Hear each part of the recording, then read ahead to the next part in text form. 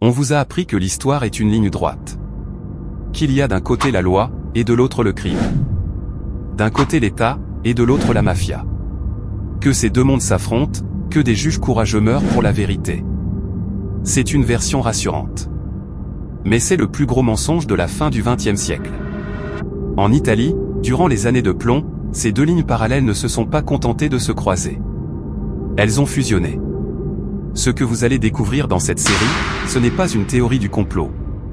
Ce sont des faits, validés par des milliers de pages de rapports judiciaires oubliés.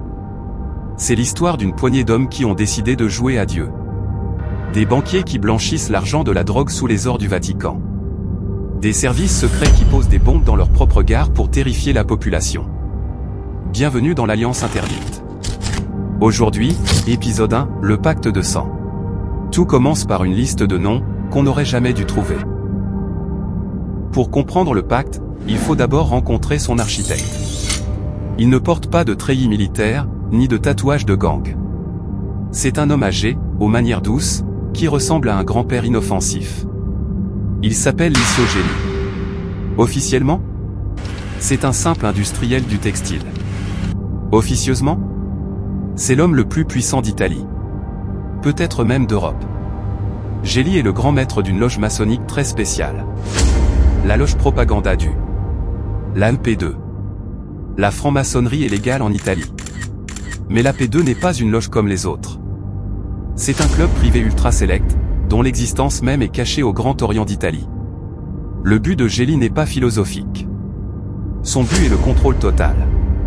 Il a une vision, l'Italie glisse trop à gauche, le communisme monte. Pour lui, la démocratie est un risque qu'on ne peut plus courir. Alors, il décide de créer un État dans l'État. Un gouvernement invisible capable de prendre les décisions que le gouvernement officiel n'ose pas prendre. Mais pour diriger un pays dans l'ombre, il faut deux choses, de l'argent illimité, et des hommes de main sans scrupules. 17 mars 1981. Castiglione-Fibocchi, en Toscane. La police financière fait une descente dans une villa appartenant à Gelli. Il cherche des preuves de fraude fiscale. Rien de bien méchant. Mais dans un bureau, caché dans un coffre-fort, il tombe sur un document qui va faire trembler la République. Une liste. 962 noms. Les policiers qui lisent ces noms n'en croient pas leurs yeux. Ce n'est pas un annuaire téléphonique, c'est l'organigramme du pouvoir italien. Sur cette liste, on trouve les chefs des 3 services secrets italiens, 195 officiers de l'armée, 44 députés, des banquiers, des journalistes, des magistrats, et même le futur président du Conseil, Silvio Berlusconi. Imaginez une seconde.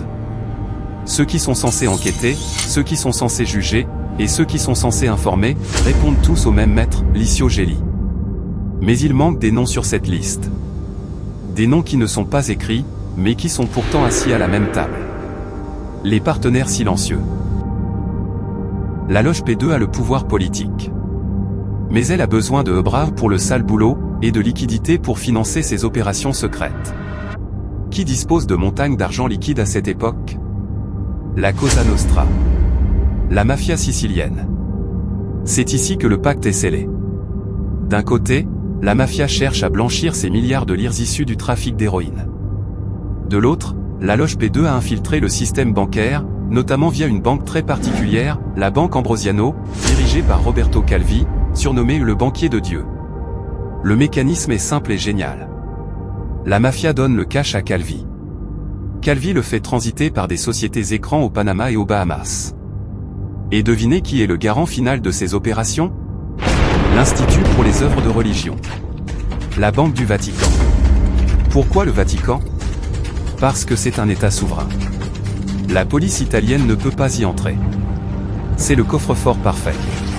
En échange, la mafia obtient une protection politique. Les dossiers judiciaires disparaissent, les juges trop curieux sont mutés ou éliminés. C'est une alliance contre nature entre le sacré et le profane. Entre l'élite de la nation et le crime organisé. Pendant des années, ce système a fonctionné à merveille. L'argent coulait à flot.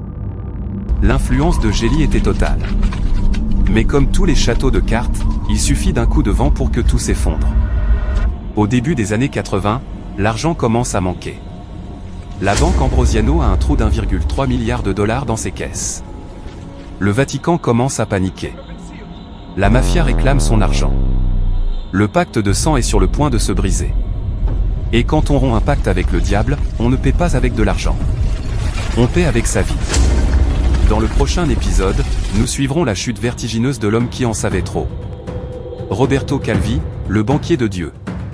Celui qui pensait que l'Église le protégerait, jusqu'à ce qu'il se retrouve seul, sous un pont de Londres, dans le noir complet. Abonnez-vous, likez et activez la cloche. L'enquête ne fait que commencer.